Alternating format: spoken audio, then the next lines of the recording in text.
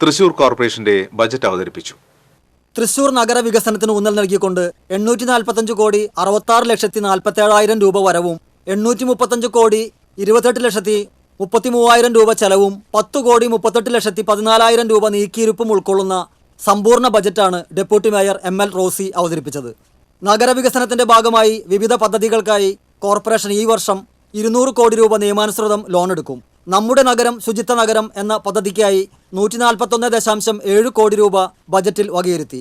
Biobin 86,000 വീടുകളിലേക്ക് നൽകാനായി 18 കോടി രൂപ, രാമവർമ്മപുരത്തെ സെപ്റ്റേജ് ട്രീറ്റ്മെന്റ് പ്ലാന്റിന് 6 കോടി, ചെറിയ STPകൾ സ്ഥാപിക്കാൻ 10 കോടി, മാലിന്യ സംസ്കരണ രംഗത്ത് 197 പ്രോജക്റ്റുകൾക്ക് 81 കോടി രൂപ, ആരോഗ്യ പരിരക്ഷയ്ക്ക് 41 കോടി രൂപ, തൃശൂരിനെ മെട്രോപൊളിറ്റൻ സിറ്റിയായി കൊണ്ടുവരുന്നതിന് 260 കോടി രൂപ എന്നിങ്ങനെയാണ് ബജറ്റിൽ വകയിരുത്തിയിരിക്കുന്നത്. കുറുപ്പം റോഡ് മുതൽ കുറുക്കഞ്ചേരി വരെ റോഡ് കോൺക്രീറ്റ് ചെയ്യുന്നതിനായി 8 കോടി രൂപ വകയിരുത്തി. തൃശൂർ MG റോഡ് വികസനത്തിനായി 8 കോടി രൂപയും അനുവദിച്ചു.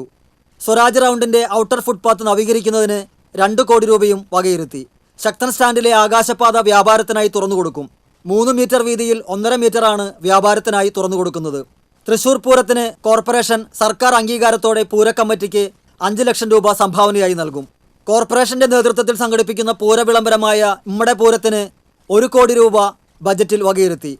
ഓണാഘോഷത്തിന് പങ്കെടുക്കുന്ന പുലിക്കളി ടീമുകൾക്ക് നൽകുന്ന ധനസഹായം 25% വർദ്ധിപ്പിക്കും. ഇതിനായി 50 ലക്ഷം രൂപ വകയിരുത്തി.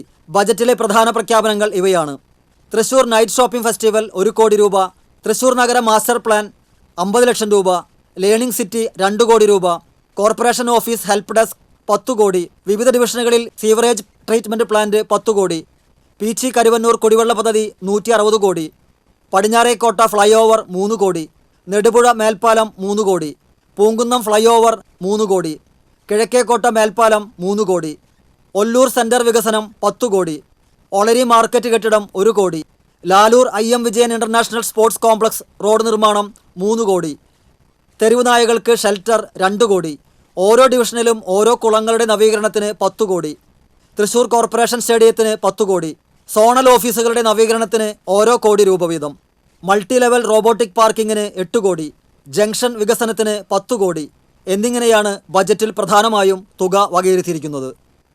TCV news, Thrissur.